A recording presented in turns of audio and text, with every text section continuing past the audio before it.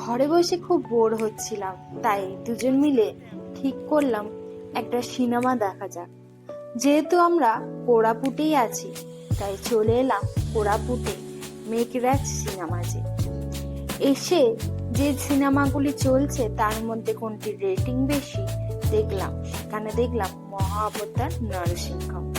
তাই দেরি না করে চটপট করে টিকিট কেটে নিলাম। কিন্তু এসে আমরা রীতিমতো দুজনেই চমকে গেলাম। আমরা ভাবতেই পারিনি কোরাপুটের মতন জায়গায় এত বড় একটা অডিটোরিয়াম, এত বড় একটা সিনেমা হল আছে।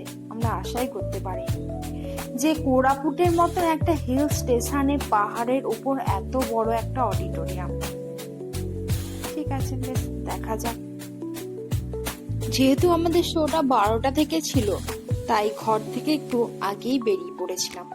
তাই অডিটোরিয়ামে আশপাশটা একটু চারিদিকটা ভালো করে দেখে নিতে পারলাম। পরে খোঁজ নিয়ে দেখলাম এটি উড়িষ্যার বড় বড় সিনেমা হলগুলির মধ্যে একটি, মেঘরাজ সিনেমাজ। চলো এরপর হলের ভেতর দেখা যাক হলের ভেতর সিটগুলি কেমন।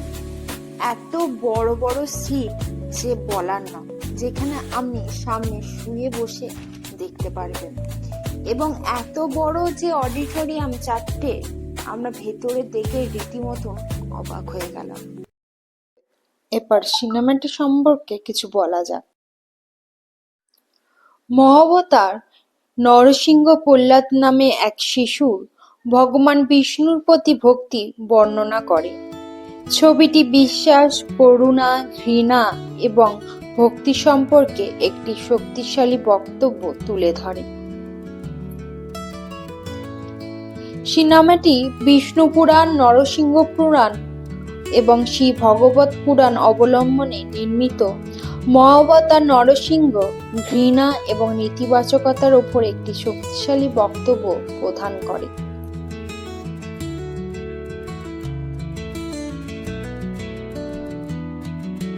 তবে ভগবান নারায়ণের প্রতি প্রহ্লাদের অতুলনীয় ভক্তি এবং তার ভক্তদের প্রতি ঈশ্বরের নিঃস্বার্থ ভালোবাসা প্রযুক্তিগত ত্রুটিগুলি পূরণ করে।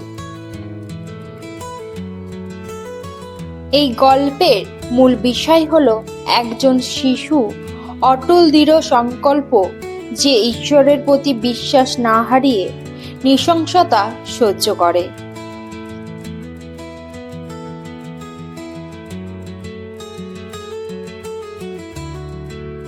সে একজন দৃঢ় ইচ্ছা শক্তি সম্পন্ন ব্যক্তির প্রতি যে বিশ্বাস এবং আশাবাদ ত্যাগ করে না, যদিও তার নিজের পরিবার হতাশবাদী ও ঘৃণ।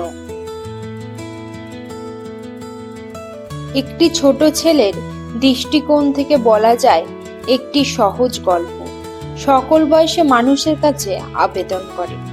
ছবিটি কোনোভাবেই খুব জটিল হয়ে ওঠে না এবং দর্শকে প্রহ্লাদ এবং ভগবান বিষ্ণু সম্পর্কে অতি আকৃষ্ট করে তোলে।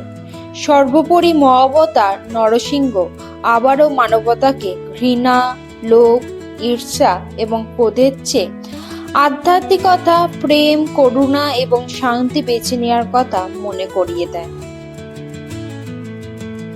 ভক্ত প্রহ্লাদের কাহিনী আমাদের সমস্ত পুরাণের মধ্যে সবচেয়ে আনন্দদায়ক, যেখানে ভালো মন্দ, দেবতা দানব, শক্তিশালী দুর্বল এই দুই ধরনের মধ্যে যুদ্ধের গল্প রয়েছে।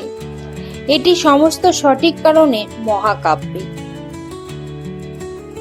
ঘোর তপস্যা মানে কঠিন তপস্যার পর ভগবান ব্রহ্মা বর পেয়ে পরাক্রমশালী অসুর হিরণ্যকশিপু অজয় হয়ে উঠেছে। দেবতারা পালিয়ে গেছে, তাকে ব্রহ্মাণ্ডে ধ্বংসযজ্ঞ চালানোর জন্য স্বাধীন রেখে গেছে। তার বিরুদ্ধে দাঁড়ানোর সাহস একমাত্র তার নিজের পুত্র প্রহ্লাদ, যার পিতার আদেশে সমস্ত সমস্যার মুখোমুখি হওয়ার পরও ভগবান বিষ্ণুর প্রতি ভক্তি অটল থাকে। কিছু পর্ব যেমন প্রহ্লাদকে হাতির ক্রোধ থেকে রক্ষা করার পর্ব মজাদার। আসলে যখনই মজার সবচেয়ে শক্তিশালী উপাদান হয়ে ওঠে এবং শ্রদ্ধা ফিরে আসে, তখনই ছবিটি প্রাণবন্ত হয়ে ওঠে। শেষ 30 মিনিটের এক বিরল দৃশ্য,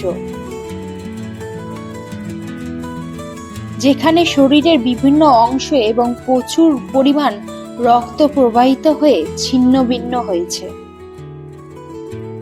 ছোট বাচ্চাদের জন্য সতর্কীকরণ, আর যদি আপনার মন দুর্বল হয়ে পড়ে তাহলে আপনার জন্য।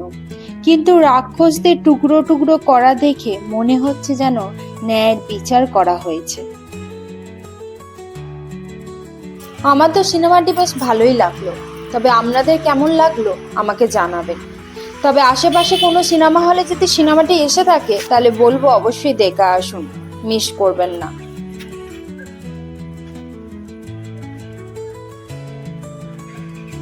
হলের বাইরে বেরিয়ে দেখলাম আকাশটা বেশ মেঘলা মেঘলা করেছে, হাওয়াও দিচ্ছে সঙ্গে। আশেপাশে যে দোকানপত্রগুলো ছিল সব খুলে গেছে। কিছু খাওয়া দাওয়া করে আমরা বাড়ি যাওয়ার উদ্দেশ্যে রওনা হলাম। সামনে যে গণেশ মামা ছিল, গণেশ মামাকে টাটা বাই বাই করে আজকের মতন আমরা চলে এলাম। দেখা হচ্ছে নেক্সট ভিডিওতে।